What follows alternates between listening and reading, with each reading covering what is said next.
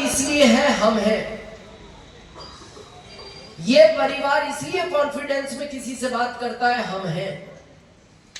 आप कभी विचार करना एक सेकंड के लिए, इस तस्वीर में से जिस दिन आप माइनस होंगे ना, माइनस, आप उस दिन इस परिवार की ताकत देखना। ये परिवार सारी ताकत खो देता है।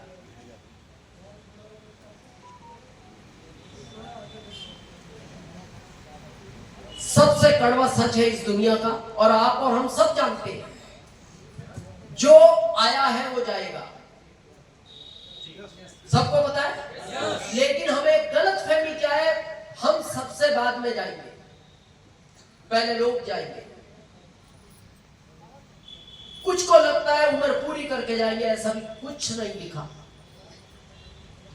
हमारे यहां तो ये लिखा है कि अगले पल आपको सांस आएगी नहीं आएगी, ये कोई गारंटी नहीं है। अभी एक वीडियो आया था, 25 साल की लड़की डांस करते करते अटैक आ गया और मर गई। अभी परसों वीडियो आया, 25 साल की बच्ची थी, वो डांस कर रही थी और बहुत एक्टिव थी। डांस करते करते बस अटैक आया और वो इस दुनिया से चली गई। ये जो घर का मुखिया होता है ना, आप कभी महसूस करना, और आपको पता भी है और हमें भी पता है, सबसे ज्यादा अंदरूनी परेशान रहता है। ये अंदर अंदर बहुत परेशान रहता है, क्योंकि इसको चिंता है इस परिवार की। क्या चिंता है?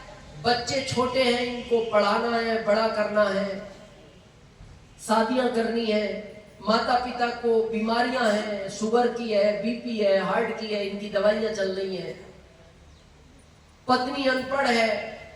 ये चिंता में दिन रात रहता है और दिन रात भागता है। अच्छा, अगर ये कड़वा सच है, जो आएगा है, जो आया है वो जाएगा, तो आप एक प्रश्न का उत्तर दो, फिर व्यक्ति रोते क्यों है? मोह माया में, अपने स्वार्थ में रोते हैं। हम बताएं कारण? यस। इसलिए नहीं रोते। हाँ, किसी ने कहा दिखावा, स्वार्थ, बहुत सारी चीजें, हम कारण बताते हैं।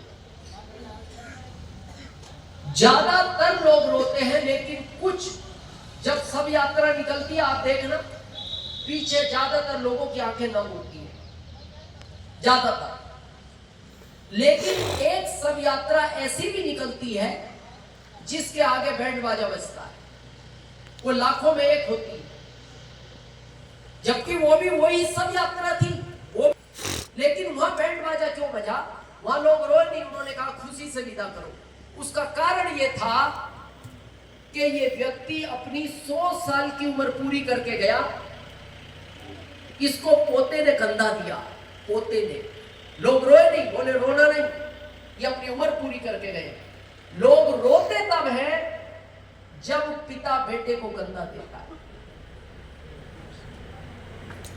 हमारे यहां अच्छा नियम यह है, बेटा पिता को कंधा दे, और वो ही होना चाहिए। वो अच्छी सब यात्रा है जहां बेटा पिता को कंधा देता है। लेकिन ज्यादातर यात्राएं वो निकलती है जहां पिता बेटा को कंधा देता है। रोते तो वही है लोग।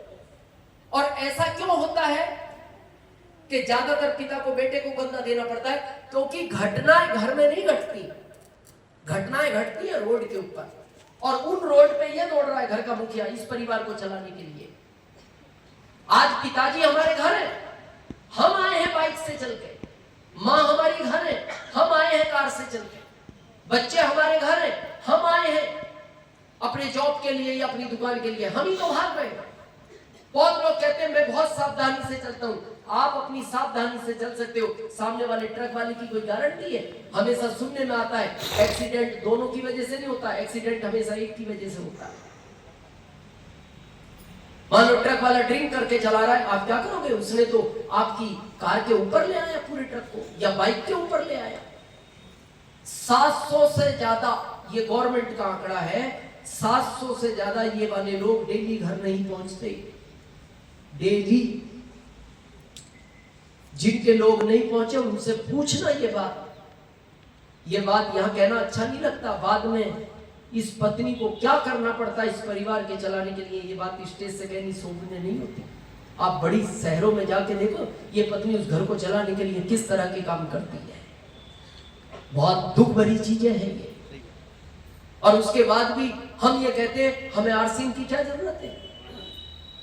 बस एक चीज का जवाब देना या अपने दिल से पूछना, हमें भी मत देना। बहुत लोग जब कहते हैं मैं पढ़ के ये बनूंगा या ये बनाऊंगा, ठीक है, आप आईएएस ऑफिसर बन गए, आपकी सैलरी 3 लाख है मान लो, आपको लाल बत्ती की गाड़ी मिल गई, आपको गार्ड मिल गए, पत्नी को भी सिक्योरिटी गार्ड मिले, ड्राइवर मिला, माली मिला, सब कुछ अच्छा चल रहा है। इससे अच्छी तो क्या जिंदगी होगी। बच्चे 20,000 के स्कूल में पढ़ते हैं, 10-10 हजार दोनों की फीस है, माता पिता का 30,000 का इलाज चल रहा है, सब कुछ अच्छा है क्योंकि 3 लाख आपकी सैलरी है, ठीक है, इससे और तो क्या होगा। लेकिन एक प्रश्न का उत्तर देना बधुई वालों, जिस दिन ये घटना घटेगी, और ये घटेगी, आप नहीं सुनते जब बहुत रोम रोम कांप उठता है जब आता है बॉर्डर पे 7 जवान शहीद हो गए।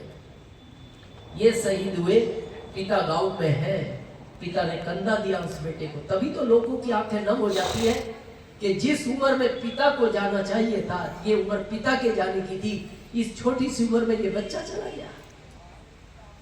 चलो लिखा है, होनी है तब्दीली, ठीक है, ये चला गया, ये पद खाली हो गया आईएएस का, खाली हो गया क्योंकि ये नहीं रहे। इस परिवार में से किसको इस पद पर बैठाया जाएगा? किसी को नहीं। क्यों नहीं?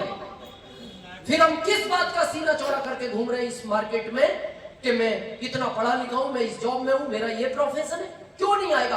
अरे 18 घंटे पढ़ा है ये बच्चा, 3 नंबर का चश्मा लग गया इसको रात रात भर पढ़ के, इसीलिए कि मैं आईएएस बन के मेरा परिवार खुशहाल हो जाएगा। चलो ठीक है, माता पिता बूढ़े हैं, नहीं बनाया गया, बच्चे छोटे हैं, ये पद खाली रह गया, पत्नी अनपढ़, ठीक है, नहीं हुआ, पर ये 3 लाख तो दोगे ना इस परिवार को हर महीने? ये भी नहीं आएगा क्योंकि नियम नहीं है। जब आदमी नहीं रहा तो पैसा क्यों आएगा? नहीं आएगा। बच्चे पढ़ाएगा कौन? कौन पढ़ाएगा इन बच्चों? चलो ठीक है, बच्चे सरकारी स्कूल में पढ़ लेंगे, इन माता पिता का इलाज कौन करवाएगा? ये तो वैसे भी मर ही जाएंगे जब इनका इलाज नहीं होगा। लेकिन ये चीजें हमें अभी नहीं समझ में आती, ये घटनाएं घटने के बाद समझता है। भारत के आदमी का एक ही माइनस पॉइंट है, वो पहले नहीं जागता, वो कहता है देखेंगे अभी तो क्या हो रहा है, हो गया तो क्या होगा। और ये रोज हो रहा है 700 लोगों के साथ, 700 से ज्यादा। लेकिन आरसीएम की ताकत देखना, इसीलिए गर्व होता है। हमने क्यों, हम आपसे नहीं कहेंगे जॉब छोड़ दो, लोग तो जॉब के लिए पढ़ रहे हैं, हमने आरसीएम के लिए अपना जॉब छोड़ दिया। हमारे साथ वाले आज की तारीख में कोई 37,000, कोई 40,000 पर है, और हम भारत सरकार को 1,05,000 इनकम टैक्स देते हैं, वो ठीक है, अलग विषय हो गया। लेकिन जिसके लिए हमने छोड़ा, आपके सामने उदाहरण है, स्वर्गीय पंकज चौहान सर, आप सब जानते हैं जितना टैलेंट इनमें था, जितने पढ़े लिखे ये थे, इनसे राजनीति का कुछ भी पूछो सटीक जवाब था, आयुर्वेद का कुछ पूछो सटीक जवाब था, होम्योपैथिक का कोई दवाई पूछो सटीक जवाब था, एलोपैथिक की कोई दवाई पूछो सटीक जवाब था, वकालत का ये उस समय अपनी पढ़ाई कर रहे थे। और इनको किसी ने, इनके दोस्त ने कहा वह मीटिंग चल रहा है, ये केवल, और वो मीटिंग हमारा ही था, ओपन में था इसी तरह, और ये कुछ देर के लिए बैठे और इनके मन में एक विचार आया, जैसा भी बबलू सर ने कहा, उनकी भावना थी मैं लोगों के लिए कुछ करूं। लेकिन जब आरसीएम का भविष्य समझ गए तो उन्होंने जॉब नहीं किया। अगर वो आज जॉब करते, किसी बड़े पद पर होते, जो टैलेंट उनके अंदर था। प्रश्न ये नहीं है वो आज इस दुनिया में नहीं है, दुख इस बात का होता है बहुत कम उम्र में चले गए। और आप सब जानते हैं वो इतने जुझारू लीडर थे,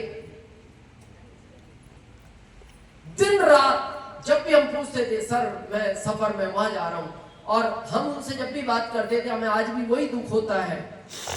हम जब उनसे पूछते थे, मन के चौहान सर हमें और किसी चीज की तकलीफ नहीं है, आप अपने स्वास्थ्य का ध्यान नहीं रखते, आप आरसीएम के साथ अपने स्वास्थ्य का ध्यान रखो।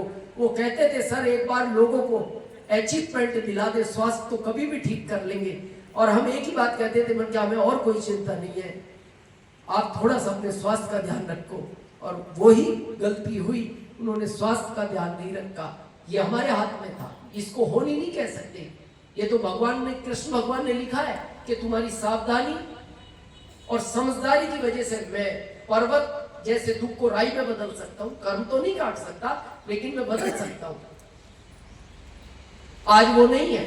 मान लो अगर ये ऑफिसर ही होते, इस बात की गारंटी है, अगर ये ऑफिसर होते, इस परिवार का क्या होता। अभी बबलू सर कह रहे थे ना, आज पत्नी है, लगभग 35 साल की उम्र होगी, कोई बहुत ज्यादा उम्र नहीं है। इनकी उम्र भी लगभग उस समय 37 साल के आसपास रही होगी, चौहान साहब की, ज्यादा नहीं।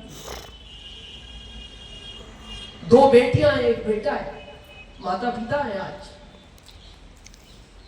ये पद खाली हुआ, ये किसी जॉब में होते तब भी खाली होता। लेकिन आरसीएम की ताकत देखना, 1 महीने बाद कंपनी का फोन आता है इस परिवार को कि हमें बहुत दुख के साथ ये कहा जाता है कि इस अभियान का एक बड़ा सिपाही हमने खो दिया, लेकिन आप चिंता मत करो, पूरा आरसीएम परिवार आपके साथ है।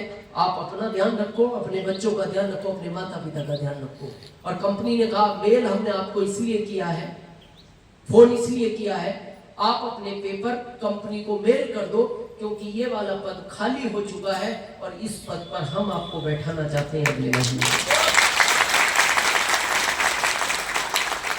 स्वर्गीय चौहान साहब जब इस दुनिया में थे, टीडीएस काट के उनका 1,70,000 के पास लाभांश बना था 1 महीने का। और आज उनकी फैमिली को लगभग एवरेज, अगर पूरे साल का एवरेज निकालो तो 2 लाख से ज्यादा हर महीने उनके परिवार को आरसीएम पैसा भेजता है। ये ताकत है। बस लास्ट में मीटिंग खत्म कर रहे हैं, आप अपने आप से एक बार पूछना।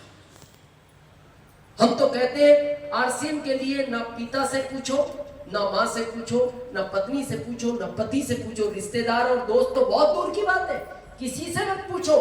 अकेले रूम में बैठ के अपने दिल से पूछना एक बार, अकेले में, और ये पूछना कि जिस दिन इस तस्वीर में से मेरा चित्र हटेगा, क्या मेरे परिवार को स्वर्गीय चौहान साहब की तरह आरसीएम की जरूरत है। आप सोचो, अगर आज चौहान साहब नहीं होते, इन बेटियों की कौन शादी करता? 2 बेटियां हैं इनकी, कौन पढ़ाता इन बच्चों को?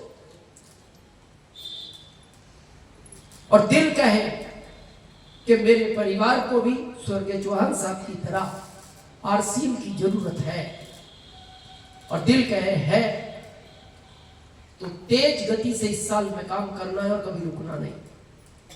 और अगर दिल कहे कि मेरे पास व्यवस्थाएं हैं, मेरा परिवार मेरे बाद चल सकता है, मेरे को जरूरत नहीं है आरसीएम की चौहान साहब की तरह, तो आप इसको नहीं करना। आपने हम सबको सुना, इसके लिए हम आपके बहुत बहुत आभारी हैं। Thank you.